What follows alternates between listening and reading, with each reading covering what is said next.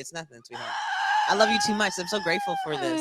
Really, this is a really blessing. Well, I just got to say, being connected to you and knowing that you've done so many different things. And I mean, I want to start because, obviously a lot of folks probably go, man, well, your dad was out here. You was organizing from a baby. Like, just tell us a bit about that history so folks can understand just kind of your family legacy in terms of, community organizing. Oh yeah. So I'm a CD princess, like many of us are. And my father is Trae Scott.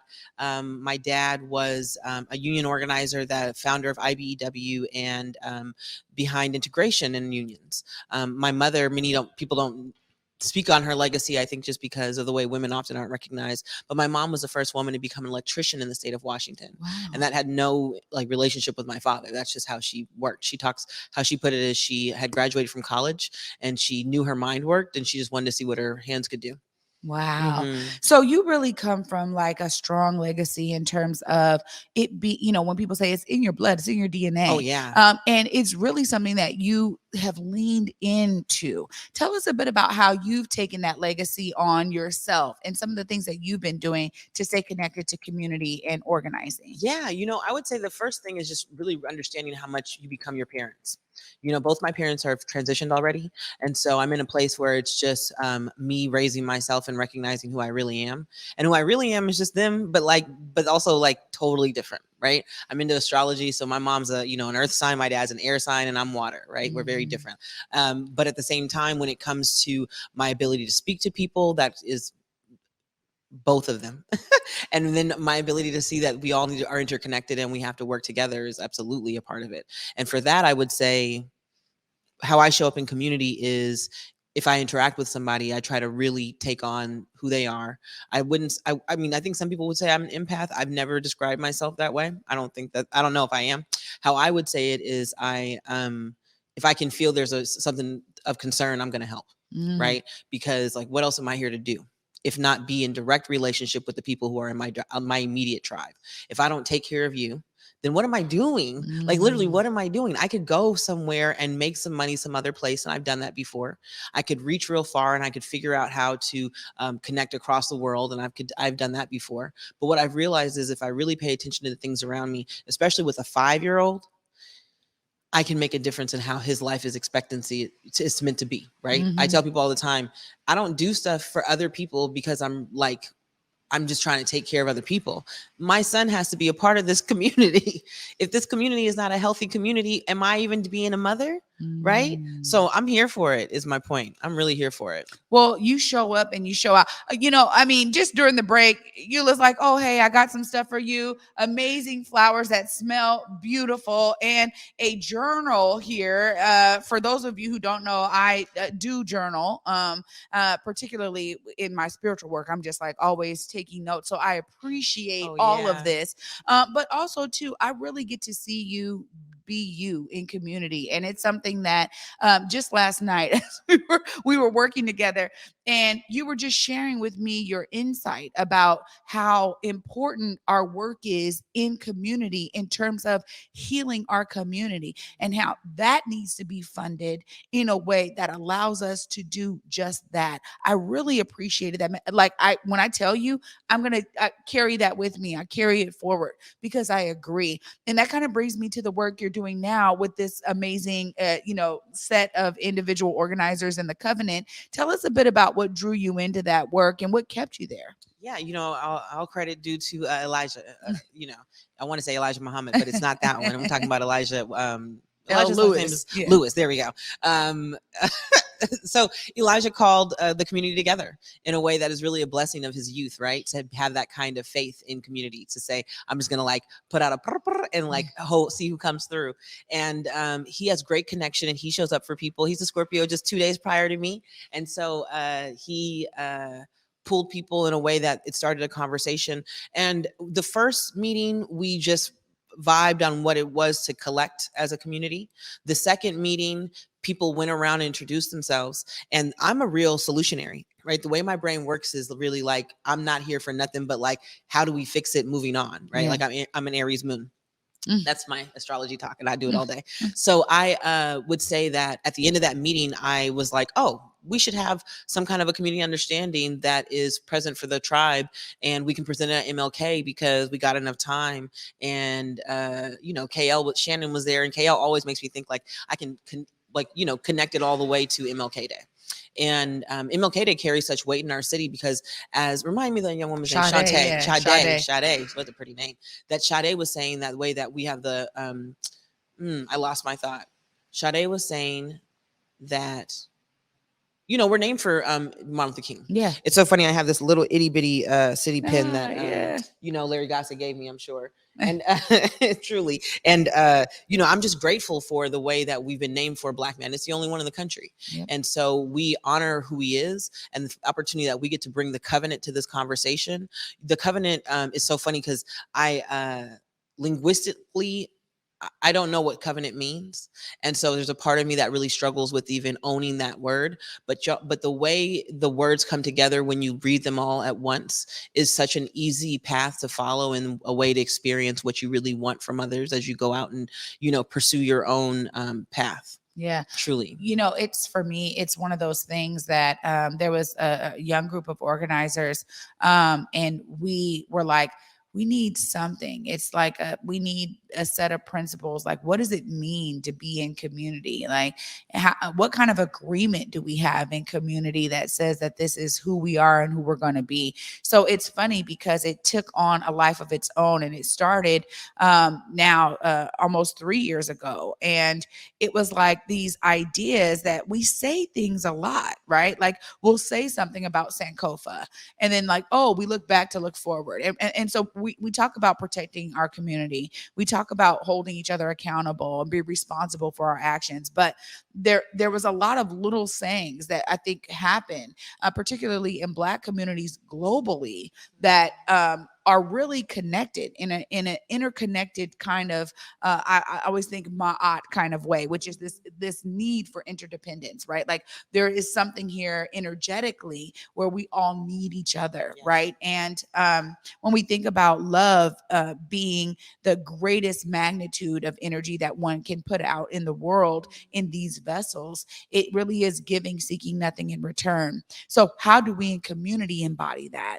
And what does that look like? And so I've particularly loved this work because working alongside all of you who just said, yeah, we'll volunteer, we'll come together, we'll make it happen, and we'll donate. We're going to donate money so we can get these hoodies printed. I can't wait for our photo shoot and like us being out there in, at the march and the rally with our hoodies on. I think there's something so special about having the covenant on our hoodies and then having our signs out there and being collective in a way that elevates our consciousness. Now, y'all have heard me say this throughout the week because all week I've been intentional to have someone from this amazing covenant community on the show, not just because I'm connected to it, but because repetition of messaging is important when we talk about changing and reframing our thinking around what it means to be in community. And you've just brought such a unique, vital force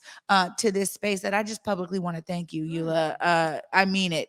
I worked all week not to get emotional as I said this to folks who are doing it, because I realized I'm a mother too.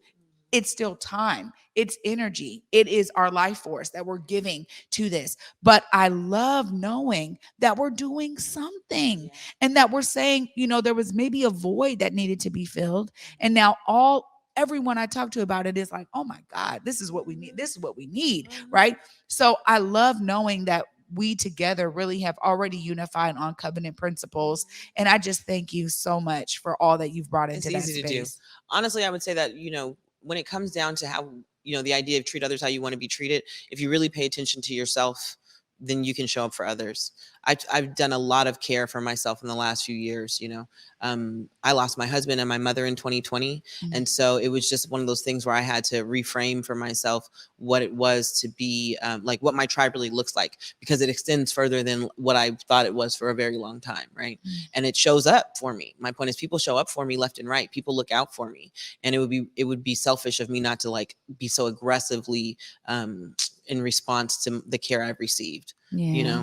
Be so aggressively be so aggressively conscious. Mm-hmm. I think that's the best way of putting it. Well, you've shown it, and you've shown it, and I've just been able to connect with you in various formats, and I'm so grateful that you were able to take time here today. Of course, I got to give you an option, an opportunity to look into that camera. If folks are looking to become ambassadors of the Covenant, I know you know the website. You can give it to them right there in that camera. And if folks are looking to connect with you in a community way with all of the amazing things you have going on, you can also share that as well. Yeah. So these days, my work is really called into grief work because of what's happened in this pandemic, but also how I can understand that most people are grieving some type of version of themselves daily. And so if you're looking to have more support in your grief, or if there's somebody in your family that you know is dealing with grief aggressively in a way that is challenging them, my company is Good Grief, and all my intention is to make sure that we all process this. I'm not really one of those people that moves on money. I move on vibes. I move on bartering, and I do like cash, but it's going to come and flow. So honestly, Eula Scott Bynoe is my email at gmail.com. Eula is EULA SCOTTBYNOE at gmail.com. As far as the covenant is the / or dash is really what it is.